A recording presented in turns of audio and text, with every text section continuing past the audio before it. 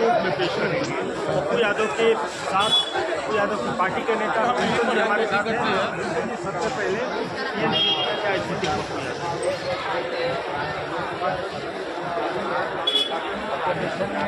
जांच चल रही है और हर तरह की जांच है। थोड़ा टाइम से अल्ट्रासाउंड चोट लगी कल पुलिस रात 10 बजे रात में सिविल में, और पता नहीं चला कि अपराधी है। जब हम लोगों ने प्रतिकार किया तो बचाया अपने को पुलिस, उसके बाद वर्दी वाले पहुंचते हैं, भी सवालिया निशान खड़ा होता है और वहीं से बिल्कुल कर्ताओं में समर्थकों में अच्छा होता है कि आप कौन तो आप कौन। फिर हम लोगों ने समझा कि ठीक है, इस न्यायालय में हमें आज समर्पण करना था।